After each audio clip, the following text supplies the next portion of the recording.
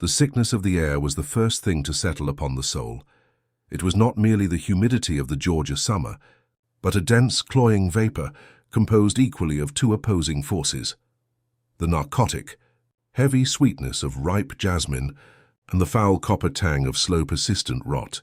It hung low over the ashen blood estate, promising not refreshment, but a deep, unshakable fever, a poison inhaled with every ragged breath. This plantation, perched on the sullen curve of the Ogeechee River, was less a place of cultivation and more a great unholy still, perpetually distilling human misery into silence. The great house, with its blinding white pillars, stood sentinel at the heart of the decay, its marble facade gleaming with a cold, false piety. It was a monument carved from ambition, and draped in Spanish moss that did not soften the edges of the estate, but rather hung like thick, grey shrouds, muffling the world until every sound became a swallowed sob. Elijah knew the seasons not by the calendar, but by the condition of the soil. And the soil was complaining. For weeks the earth had hardened beneath the sun, not cracking cleanly, but crumbling into a fine, black ash that tasted of old iron. When the rains did come, they did not soak. They only skimmed the surface, running off into the swampy bottomland, where the water stood stagnant and mirrored the bruised, indifferent sky. The crops were failing with a purposeful malice. The great, ambitious fields of cotton, which should have been bursting with soft, blinding white promise, were instead sickly and stunted. What Elijah found in the rows were not bowls ready for harvest, but brittle, pale shoots, twisted into shapes that defied the natural order. They looked like the sightless, skeletal fingers of infants, groping uselessly from the dirt. When he crushed them between his thumb and forefinger, they did not burst with sap, but disintegrated into a dusty residue that smelled faintly of salt and burned hair. The plants themselves were refusing to grow, refusing to yield. The soil was fighting back. "The ground remembers," whispered old Mammy Zephy, her voice thin as parchment in the oppressive afternoon heat. She stood sentinel by the kitchen garden, holding a clay bowl of stagnant water, staring into the dark reflection it offered. Elijah wiped the sweat from his brow, his heart beating a slow, heavy rhythm against his ribs. "Remembers what, Mammy?" "The blight."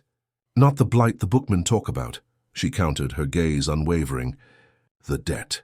You can't ask the ground to grow what you didn't plant. They planted bone and grief here, Elijah. They planted a lie."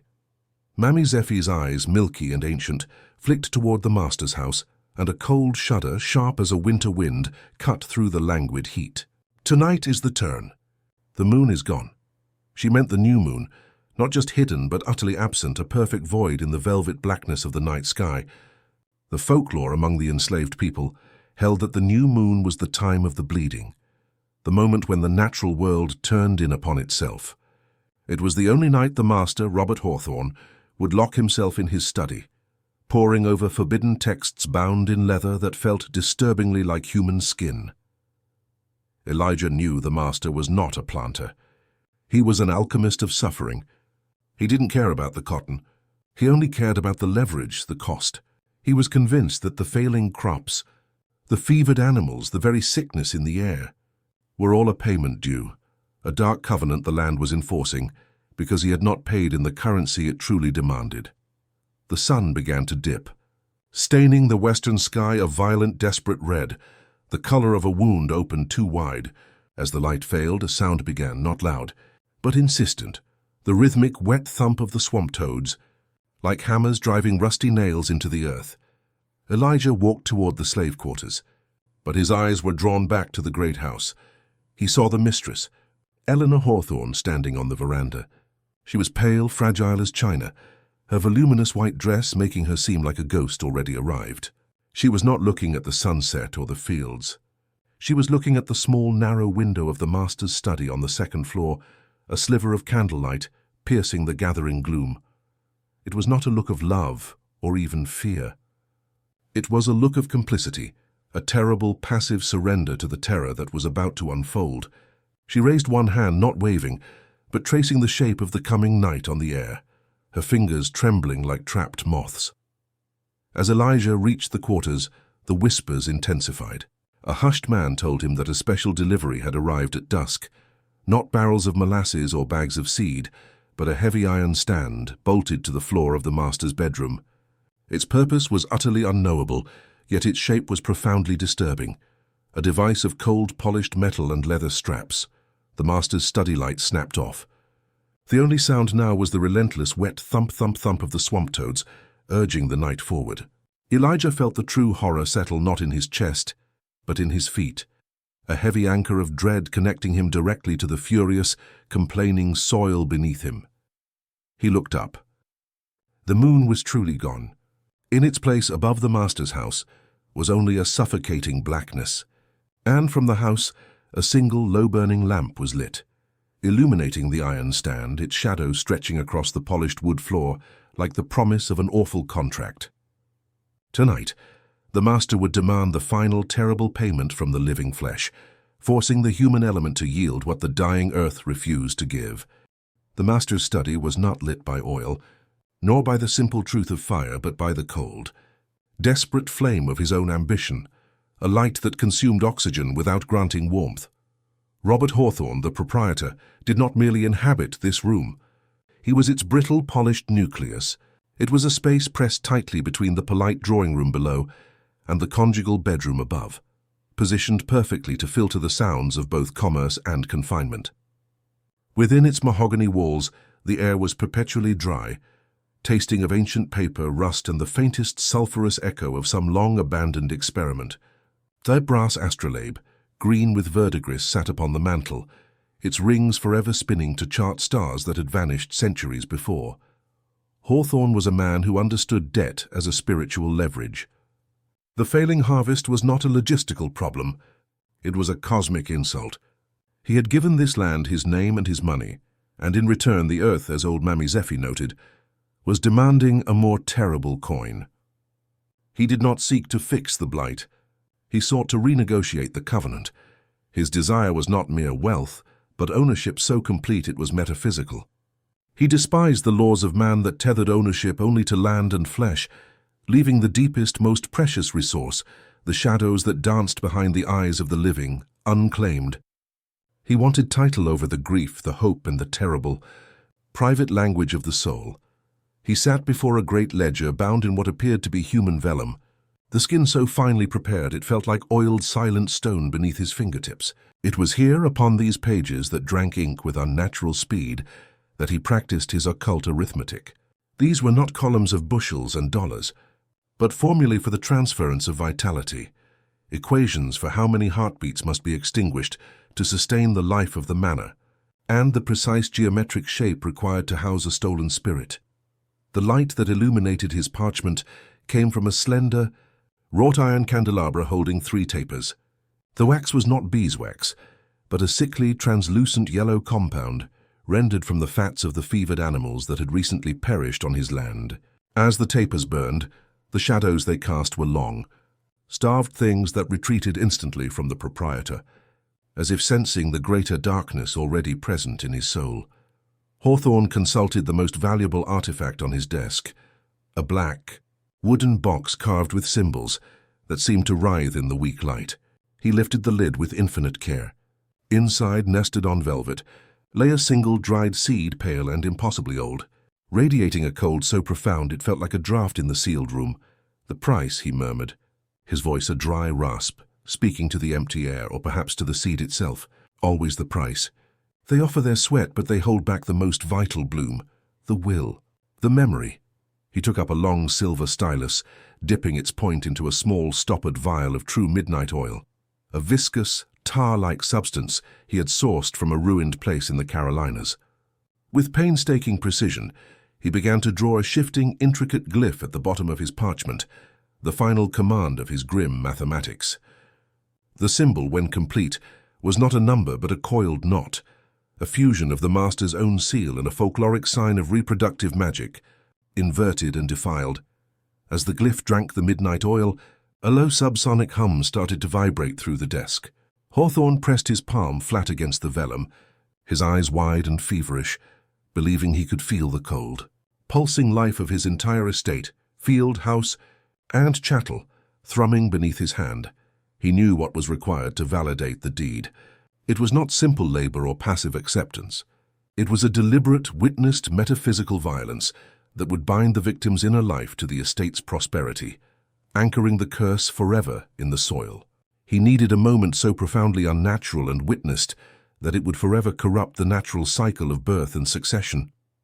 He stood, his shadow momentarily eclipsing the flickering tapers, making the room snap into blackness and then back to the unnatural yellow glow. His gaze fell upon the portrait of his father above the fireplace, a stern, severe man who would have horsewhipped his son for dabbling in such spiritual treason.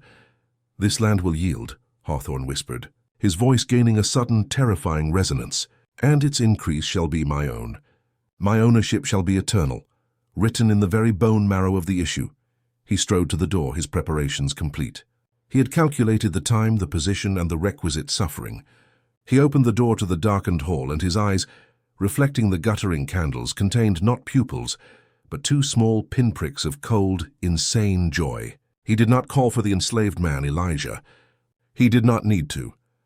The man was already waiting in the shadows of the hall, summoned not by voice, but by the gravitational pull of the master's finished calculation. Hawthorne looked past Elijah, down the silent, polished wood stairs toward the deep, suffocating quiet of the lower level. He was ready to forge the true chains. "Fetch the stand," the proprietor commanded, his voice now nothing more than an unnervingly clear, clinical instruction. "And bid the mistress join me in the upstairs chamber. It is time to secure the claim." The words were spoken with the same chilling detachment he would use to order a bucket of water, initiating the binding ritual that would now connect the iron, the flesh, and the dark arithmetic into a single, unholy triangle. The true chains were not the ones that bit the wrists, but those forged in the silence of the soul, heavier than any metal drawn from the earth. Elijah was not dragged, nor was he beaten to the chamber. He walked because the master's will had become a terrible, non-negotiable law in the air, a spiritual gravity pulling him toward the appointed room. The scent of rot and jasmine from the outside was intensified here, mixed now with the clean, sharp smell of newly polished brass and the sickly, expensive perfume of the mistress. The master's bedroom had been stripped of comfort, transformed into a space dedicated to cold clinical use. The centerpiece was the iron stand, heavy, skeletal, and bolted directly into the antique parquet floor. It shone under the light of a single hooded lamp, the leather straps attached to its frame gleaming like dark, wet skin. It was an object that belonged not to the domesticity of a home, but to an inquisitor's vault or a slaughterhouse. The mistress, Eleanor, stood beside the bed, dressed still in her white nightgown, her face as devoid of color and protest as the marble statue in the garden. Her eyes were fixed not on Elijah, nor on the master, but on a point just past the chamber door, as if waiting for a release that would never come. She was a necessary component of the ritual, a terrible, passive vessel awaiting the infusion of the curse. Hawthorne, still possessed of the cold, calculated air from his study, moved around the iron stand with the precision of a clockmaker. He wore an expression of detached observation, as though he were preparing a specimen rather than engaging in a deed of flesh and ruin. The will must be broken first. "Elijah," Hawthorne spoke, his voice dry and flat, lacking any human inflection. It was the voice of a man reading a theorem aloud. "The body is merely the container. It is the binding of the will that secures the future." The moment the proprietor touched the leather straps, the physical fetters, Elijah felt the first, terrible tightening around his spirit. It was the realization that the terror was beyond comprehension, not because of the pain it promised, but because the source of his resistance, the fierce private flame of his selfhood, was already being extinguished. The violence had begun in his mind long before it touched his skin. He was positioned against the stand, the straps cinched with brutal efficiency. The metal was shockingly cold against his wrists and ankles, a sudden, complete severance from the warmth of the living world. The click of the iron buckles was the sound of a final, irrevocable contract being signed in blood and silence, and then the world outside began to respond. Down by the low-lying riverbanks, where the sluggish Ogeechee usually slid past the cypress knees like black, oiled silk, the water suddenly hesitated. It stuttered, moaned, and then with a sound like 1,000 buried stones grinding against one another, the river ran backward. It was not a flood, but a complete, unnatural reversal of the current. driven by some deep subterranean spasm. The water, retreating from its usual course, became instantly turbid and violent, tearing up decades of sediment and history from the clay bed. A terrible, thick choking sound issued from the river. A gasping noise felt more in the bones than heard by the ear. The river was suddenly afflicted with a monstrous viscosity, and as the current reversed, it began to choke on what it had unearthed. Fine, red silt, the blood-rich clay of Georgia, mixed with the infinitesimally small, pulverized fragments of the history of violence the land had swallowed. 7 agonizing minutes this cosmic protest lasted. In the bedroom, Hawthorne seemed to feel the tremors. A thin, cold smile cracked across his lips. "The earth acknowledges the transaction," he murmured, looking at the pallid mistress who had finally raised her hand to her mouth, not to stifle a scream, but a cough. The mistress saw it first. Not the physical horror, but the terrible light that entered Elijah's eyes, the light of the soul retreating behind an impenetrable barrier.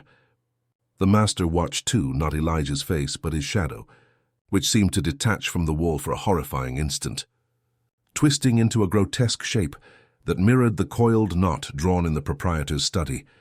It was in this moment, held fast by the iron and watched by the 2 white witnesses, one cruel, one complicit, that Elijah understood the true nature of the fetters. His body could be claimed, but the master sought to harvest his despair, his degradation, and his will, pouring that dark, distilled essence into the foundation of the house to satisfy the land's demand. The horror was not the present act, but the realization that his suffering was being enshrined. As the river outside finally slowed its monstrous backward flow and settled, groaning back into its natural course, the master placed his hand, clinical and cold, upon Elijah's shoulder. The weight of that touch felt not like a hand, but the sealing of a stone upon a crypt. The mistress Eleanor finally lowered her hand from her mouth, and she did not look at her husband or the enslaved man. Her gaze fell to the floor, and she saw it, a single dark bead of true midnight oil that had dripped from Hawthorne's clothes onto the polished wood. It had not sunk in, but sat on the surface perfectly formed, reflecting the light of the hooded lamp. And within that black drop, Eleanor swore she saw a miniature churning image of the Ogeechee River, still running backward, choking eternally on the red silt of its own cursed past. The ritual was not over. It had only just begun. A house, when it is truly old and truly cursed, begins to exhale its own history. It does not merely stand, but endures, a silent, vast ribcage holding a history too volatile to be allowed freedom. In the upper floors of the Ash and Blood estate, particularly the long central hall leading to the master's chamber, the decay was less a sign of neglect and more a physical manifestation of psychic erosion. The peeling paint was not flaking due to humidity, but recoiling from the memories pressed beneath it. The water-stained wallpaper did not show damage from a leaky roof, but from the constant cold sweat of the structure itself. Behind this paper, behind the delicate carved facade of the wainscoting, something ancient and elemental had nested. It was not a spirit, for spirits retain the fever of their mortal lives. This was a creature of pure passive dread, lacking heat or hunger, yet infinitely vast in its terrible understanding. It had been there before the master's family, before the first slave ship docked in the muddy coastal flats, perhaps even before the river decided its permanent course. It was an awareness of mortar and clay, of time and stillness, and it had been forced into an agonizing, eternal wakefulness by the profundity of the proprietor's ritual. The wainscoting became its eye, its immovable ear. It was the skin that held the atrocity, and every knot in the dark wood, every seam in the paneling, was a suture holding back an invisible, pulsing tide of grief.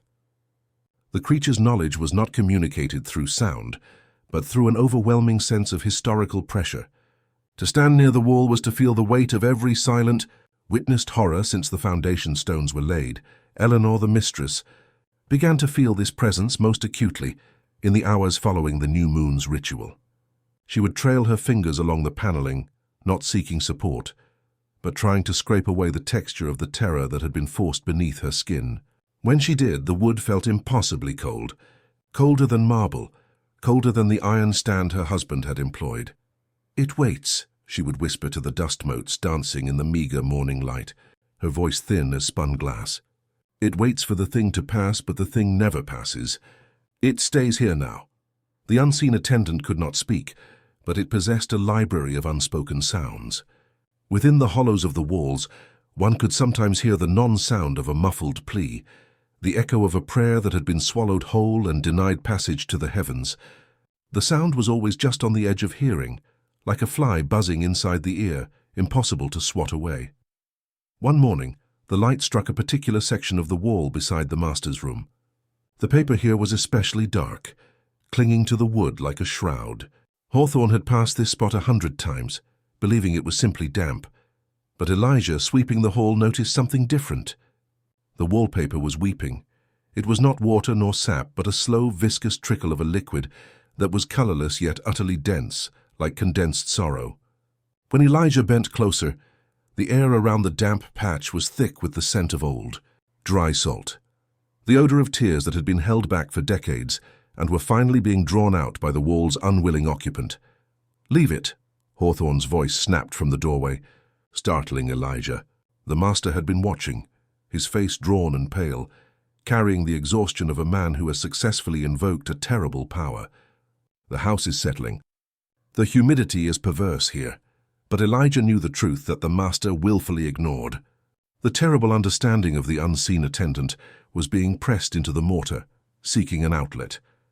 The creature was ensuring that the covenant made in the master's chamber that night would never be erased. It was turning the house itself into a colossal, silent witness, a monument to the proprietor's unholy claim. That night, Eleanor lay awake, listening to the relentless, dry scratching from behind the wainscoting. Not a rodent, but the sound of something vast, ancient, and trapped, trying to shift its weight. She knew the house had absorbed the event. The horror had seeped past the floorboards and into the foundation. She stood and crept to the hallway. The dark spot where the wall had been weeping was still damp. Eleanor reached out, driven by a terrible, fatal curiosity, and placed her hand flat against the chill plaster. The shock was immediate and paralyzing. It was not the coldness of wood, but the coldness of profound cosmic indifference. And then, the attendant communicated its knowledge directly. Eleanor felt the crushing, infinite burden of 1,000,000 future heartbeats, all twisted and claimed by the proprietor's greed. She felt the sensation of being watched by the very atoms of the structure, and the terrible, silent promise that she, too, was now trapped inside the mortar, waiting to be felt by the next unwilling soul. When she pulled her hand away, the plaster was unmarked. But her palm felt strangely heavy, and when she raised it to the lamplight, she saw what appeared to be the faintest outline of a fingerprint pressed into her skin, a dark, dry mark left by the house's passive dread. She was branded, a component of the foundation herself, bound forever to the house and to the terrible destiny of the bloodline now being forged within its walls. The curse had settled. Eleanor did not die after the ritual. She simply became the sorrow of the house, given a gown and a name. She walked the hall corridors draped in lace and sorrow, the fine, expensive lace of her wedding dress now yellowed and fragile, mirroring the state of her own life. Her footsteps were not sounds of movement, but taps of a funeral drum against the polished mahogany, predictable, slow, and utterly without purpose. The house had absorbed the act of violence, and in exchange it had begun to consume its mistress, not with fire, but with infinite, consuming emptiness. Her tears did not evaporate. This was the first, most peculiar curse she earned. When her grief escaped, it settled upon the slick, dark wood of the antique banister and the deep, cold grain of the furniture, refusing the laws of nature.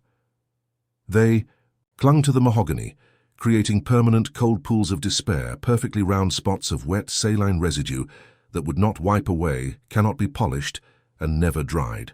Hawthorne saw these spots and called them condensation. Eleanor knew them for what they were, the visible weeping wounds of the manor. They marked her passing through the house like a slug's trail, the physical evidence of a despair that could no longer be contained within the vessel of her body.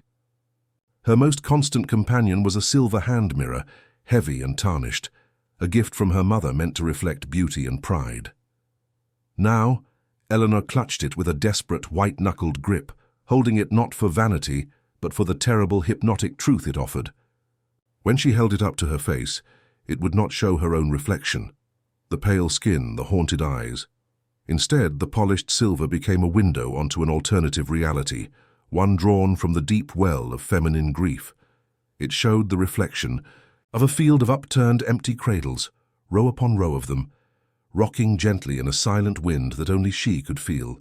This was the curse laid upon her by the ritual, the promise of an issue that was hers only in proximity, never in spirit. The life being forced into the house was not a legacy for her, but an eternal, growing debt for her husband. She stood often in the master's study, though she never touched the parchment or the lead-bottomed vial of midnight oil.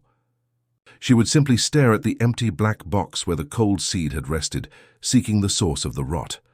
One evening, while standing there, Eleanor heard a whispering, dry sound. It came not from the wainscoting, the attendant had found its new focus elsewhere, but from the velvet curtains that guarded the windows. They were thick and dark green, meant to keep out the harsh summer sun, but they had absorbed too many secrets, too many suffocated pleas. The curtains began to shiver subtly, not from a draught, but from the low, non-vocal sound of the enslaved man, Elijah, working late in the scullery below. She knew he was polishing the brass on the iron stand, cleaning the instrument of his own violation, as the master demanded perpetual cleanliness in his ritual artifacts. Eleanor approached the curtain, her silver mirror held like a shield before her. "Do you see it?" she whispered to the invisible fabric, her voice cracking like dry leaves. "Do you see the lie of succession? We are both empty vessels here. He fills us with his terror, but the life, the true life, will never be his to claim, only to contain."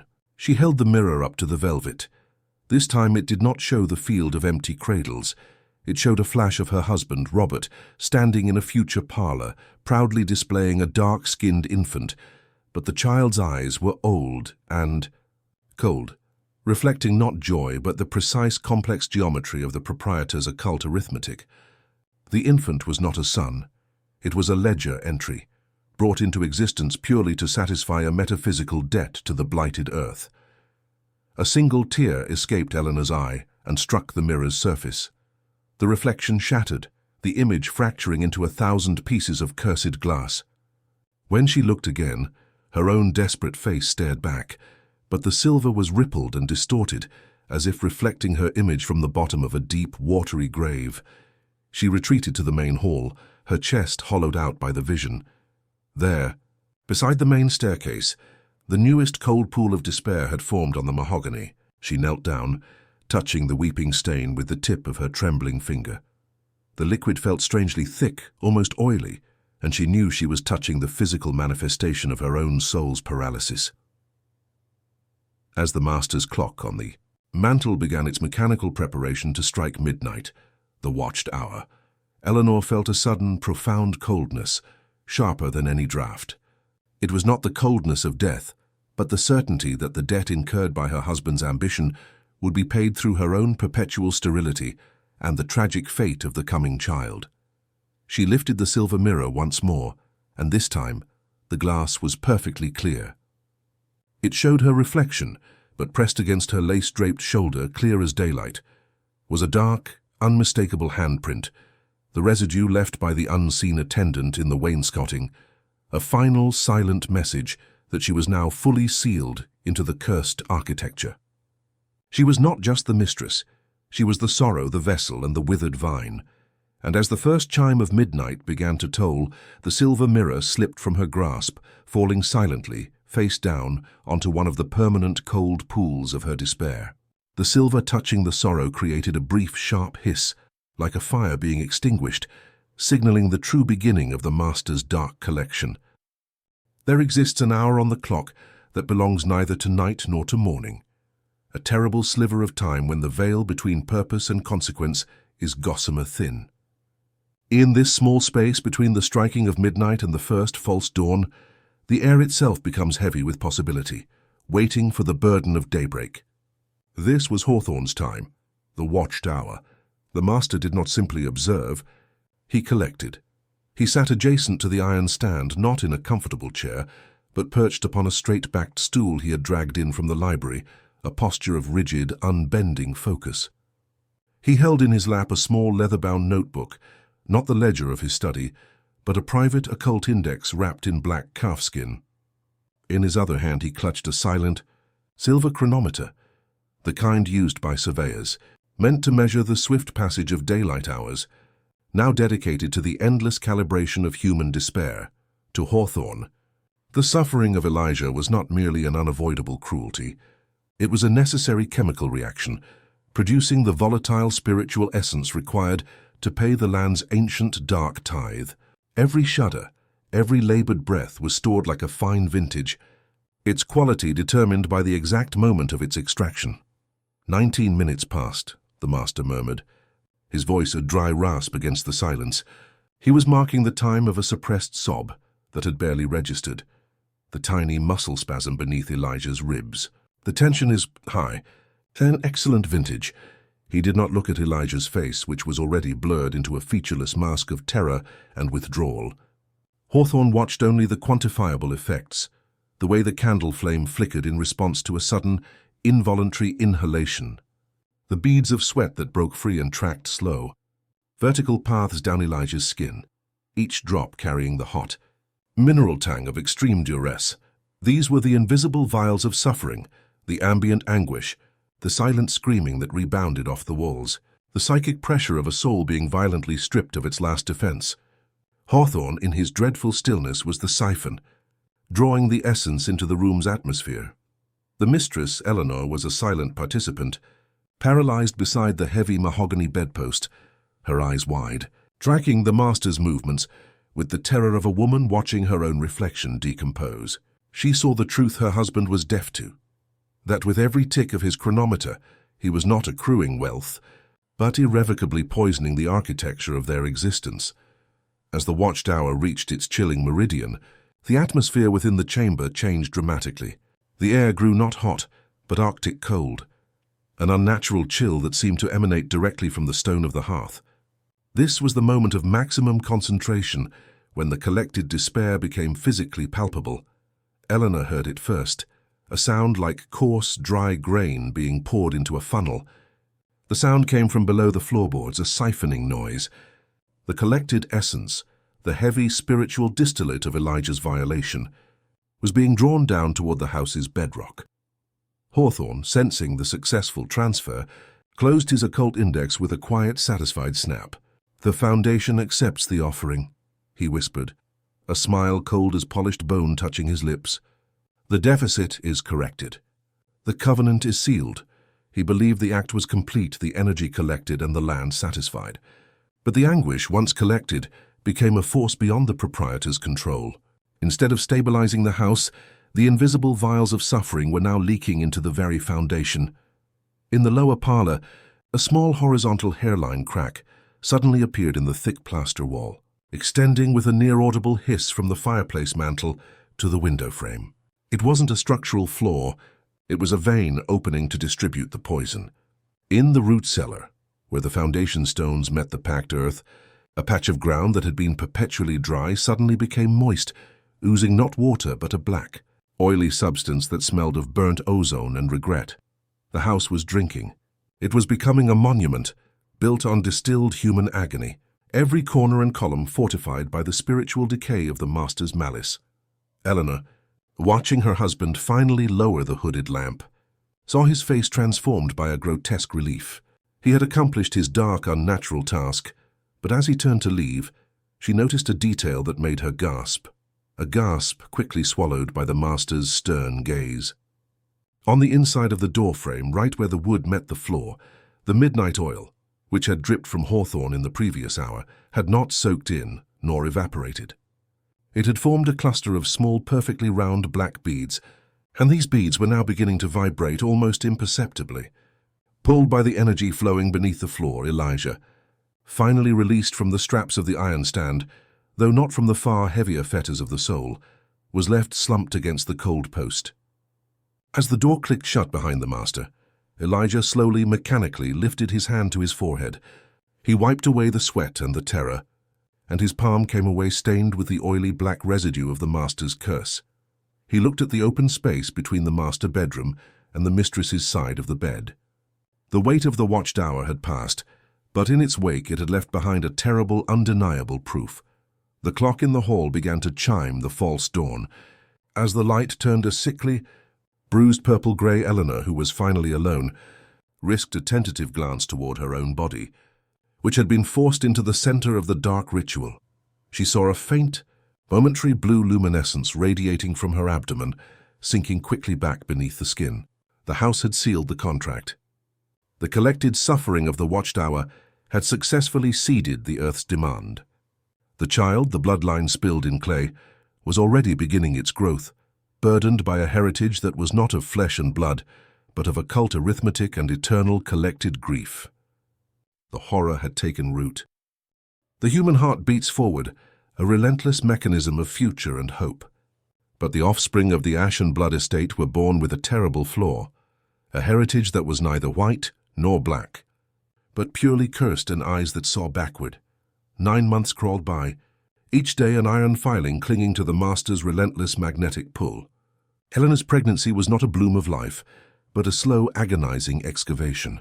She gained no weight save for the central, morbid curve, and her skin became thin and translucent, allowing the veins beneath to show like fine, blue spiderwebs, tracing the geography of her distress.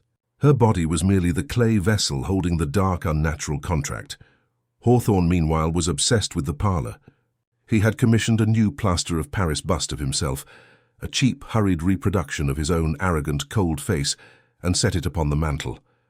It was meant to be the first object the child saw, a grotesque monument to the proprietor's vanity and claim.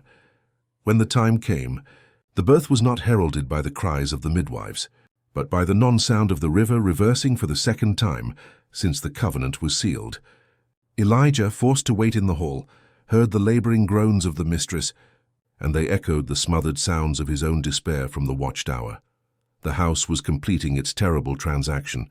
The infant arrived not with a healthy gasp, but with a sound that was immediately and profoundly wrong. The first child cried with a voice too old for its lungs. It was a sound stripped of innocence, carrying the low, guttural timbre of centuries, the sound of ancient earth yielding a secret it swore never to tell. It was a cry that demanded, lamented, and judged all at once. The shock of the sound was instantaneous and physical.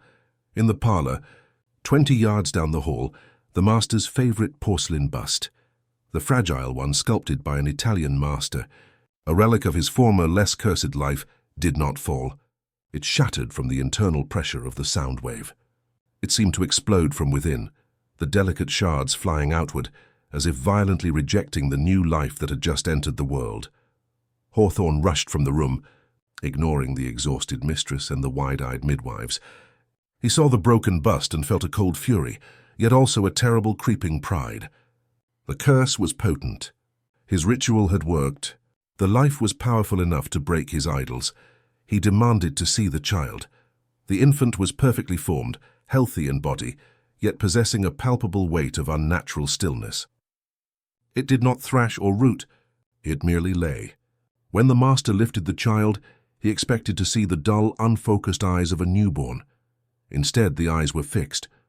They were black as the midnight oil he had used for his ritual, and they were staring not at him, but over his shoulder, through the back wall, and into a past he could not face.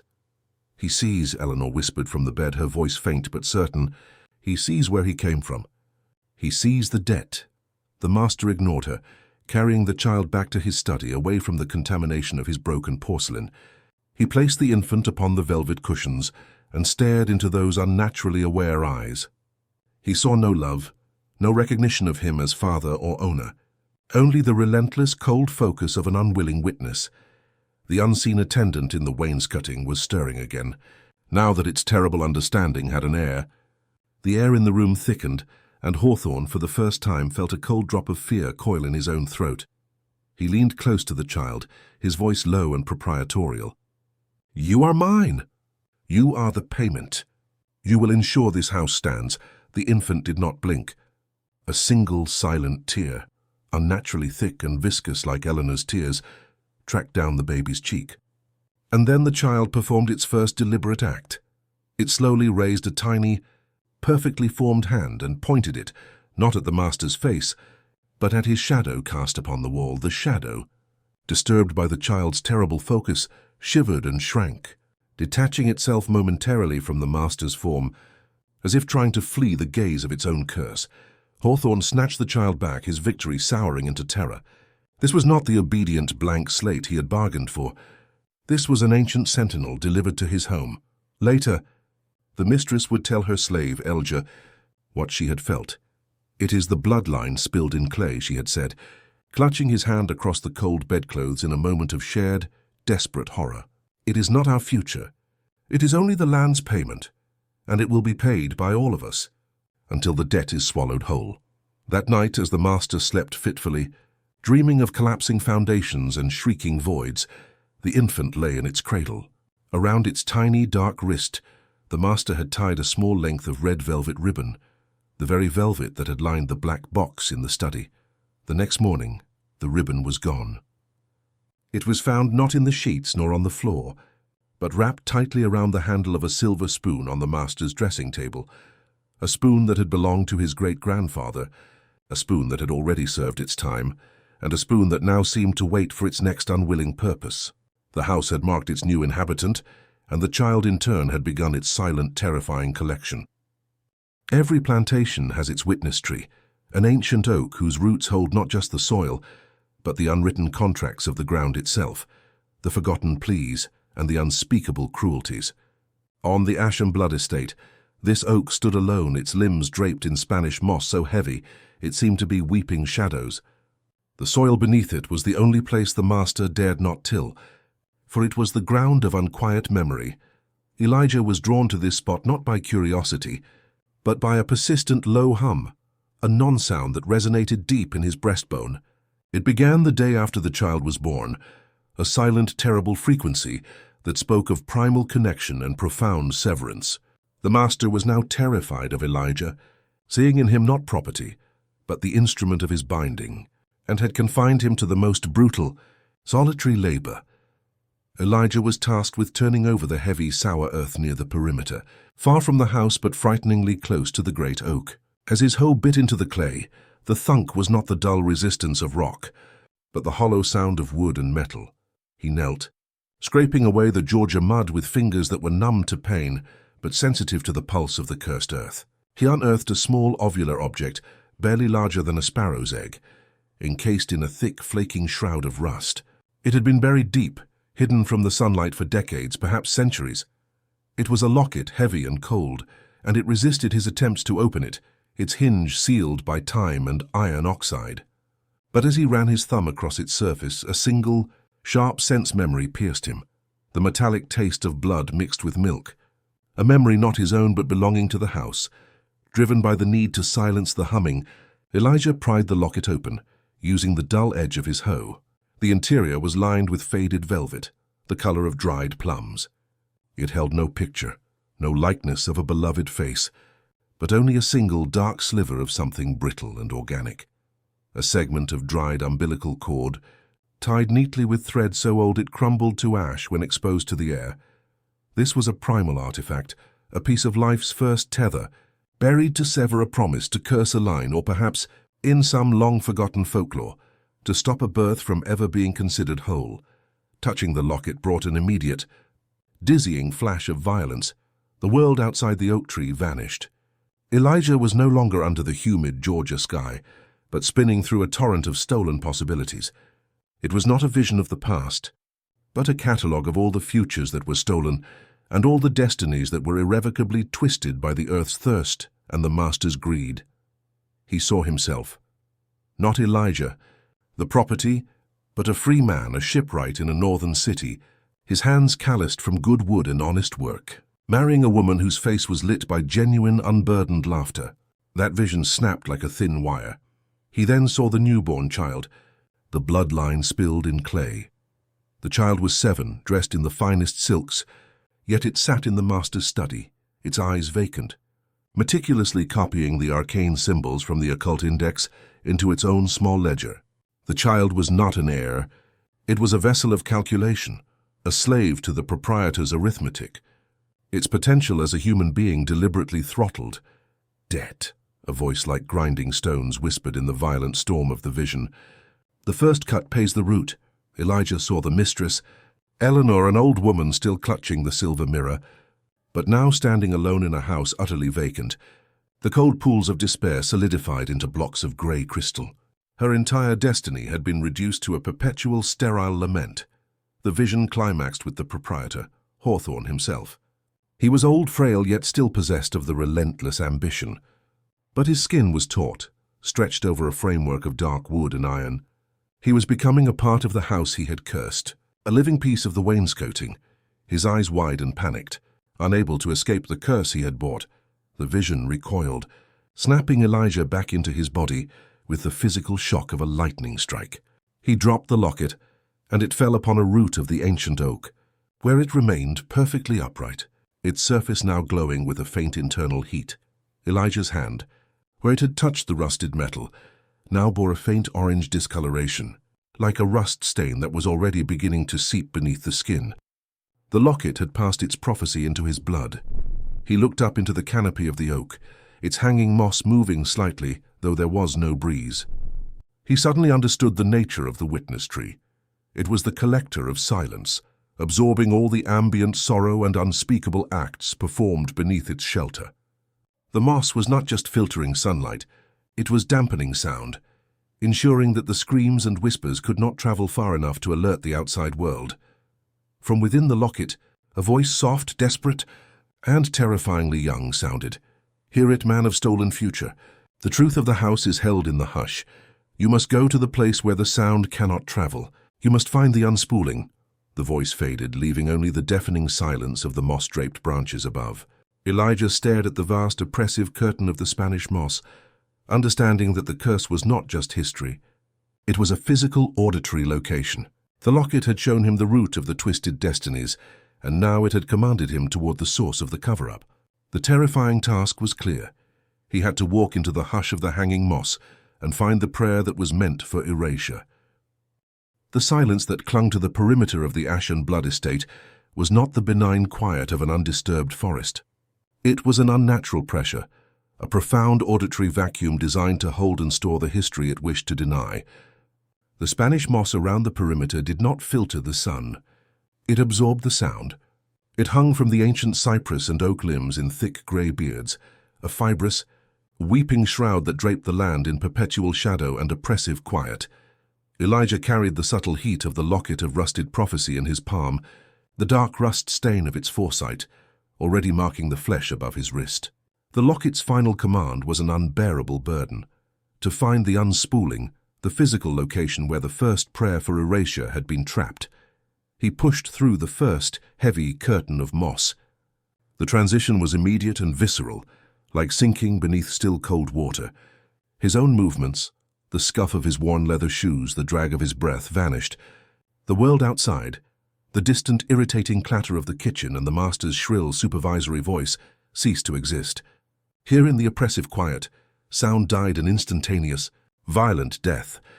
He learned quickly what the locket meant by the non-sound. It was the sonic residue of violence that had been absorbed but never truly neutralized. Elijah moved through the gloom, and his ears, starved for genuine noise, began to register the echoes of intent. He could hear the non-sound of the whip before it struck. The faint, sickening whoosh of air displaced an instant before the leather met the flesh, the subtle snap of fabric tightening around a breath held too long in terror. The memory was not a ghost. It was an atmospheric condition. The air was humid, thick with the poisonous jasmine and rot scent from the estate, yet strangely cold, as if the massive moss canopy were also filtering the warmth. He stumbled into a small clearing near the base of the witness tree. The ground here was a sickly, pale clay, and it was in this circle of pallor that the terrible unspooling memory began. It did not arrive as a clear vision, but as a total drowning of the self. Elijah felt his own consciousness recede, replaced by the crushing weight of another man's final desperate plea. This was the memory of the first man, the initial, forgotten sacrifice, who had been broken by the land's ancient claim and the proprietor's earliest ancestors. The voice was a dry, continuous whisper, emanating not from the air, but from the clay beneath his feet. "Let me go. Let the earth swallow the name. Let me be unwritten. I demand only the nothingness, the pure erasure, so the torment cannot be banked. Let me be swallowed by the silence. This was the prayer the house had rejected. It had swallowed the man, but it had refused his oblivion. Instead, the hush of the hanging moss had captured the prayer and stored it, not as sound but as an eternal, agonizing echo of failure. Every subsequent act of cruelty and coercion, including his own, was built upon the foundation of this first, betrayed wish for peace. The moss itself began to move, not from wind but with a slow, deliberate contraction. The grey strands tightened, drawing the edges of the clearing inward, as if the witness tree were closing its eye on the terrible secret. Elijah fell to his knees in the clay, weeping not his own tears, but the bitter tears of the man whose soul had been denied its rest. He felt the terrifying realization: the proprietor's occult arithmetic wasn't about creating life. It was about forging the spiritual energy from the refusal of death's sanctuary. He pressed his hand, marked with the rust stain, against the earth. He was searching for the physical artifact of the erasure that never came, the anchor of the trapped prayer. His fingers closed around something small, cold and smooth, a stone of river-worn granite, perfectly rounded, that had been forced deep into the clay. It was the only object in the field that had not rotted. As he pulled it free, a final, despairing whisper surged through him, so clear it felt like a command. The covenant stands while the prayer is silent. The granite stone was the stopper. It had been driven into the ground to seal the man's wish for oblivion, ensuring the trauma remained potent and available for the proprietor's dark dealings. As Elijah staggered back, clutching the granite, the hush around him turned malevolent. The moss began to crackle with static energy, and from the deep shade beyond the clearing, he saw two pinpricks of light, not eyes but the cold, polished reflection of something metallic. It was the master, Hawthorne, emerging from the woods, his face a mask of furious certainty.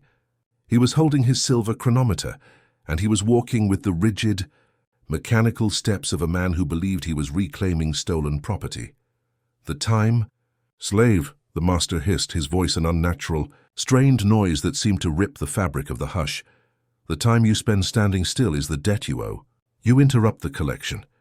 Elijah understood in that moment that Hawthorne was not coming to whip him, but to rebury the prayer and silence the witness. He had the stone, the key to breaking the oppressive silence. But the memory had unspooled into his soul, leaving him weakened and exposed. Standing alone against the proprietor and the entire, acoustically cursed house, he had broken the seal of silence, but his voice was gone, trapped in the memory. He looked at the vast weeping curtain of the Spanish moss closing behind him, and knew that if he could not carry the unspooled memory out into the world, he would become the next ingredient in the soil's terrible complaint. He began to run, the granite stone digging into his palm, running not from the master but from the soundless, engulfing embrace of the moss. He was running toward the house, toward the final terrible reckoning, knowing that only a monumental vocal act could break the curse, an act that would leave what the vultures leave behind.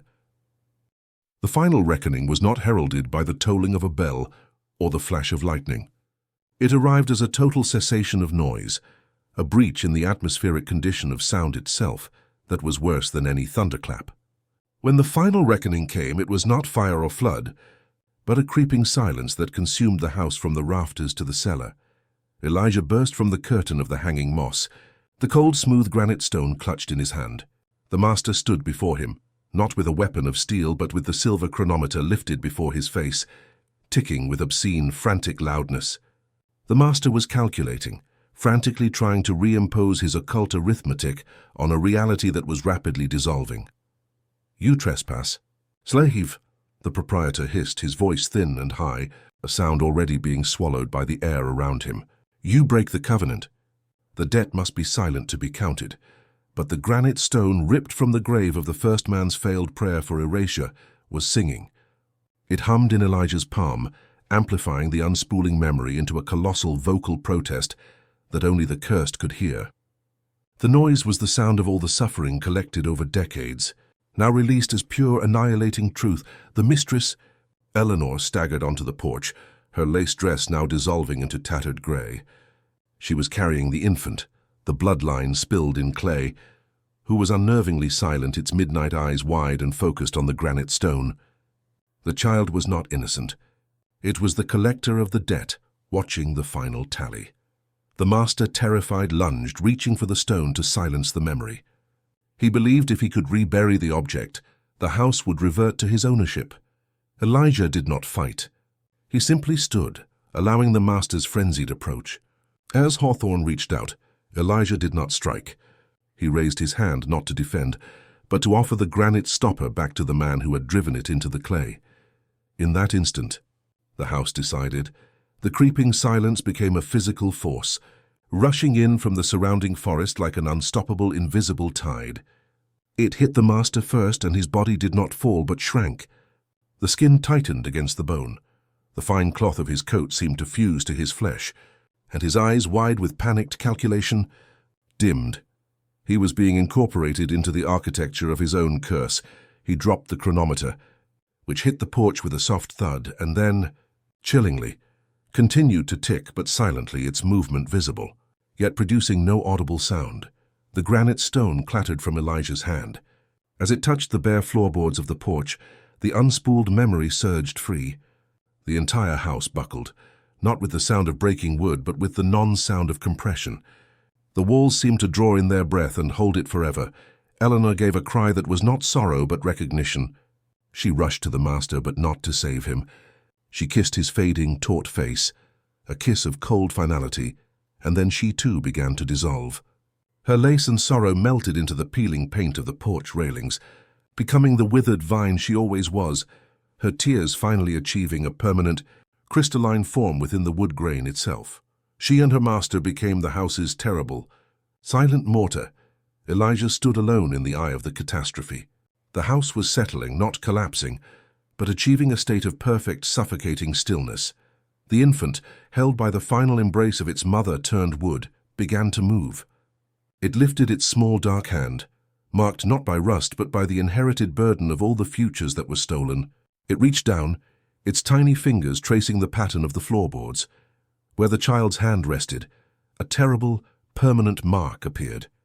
It was not soot or char, but a shadow of pure, concentrated agony. A single perfect handprint burned into the floorboards, too dark to ever scrub clean.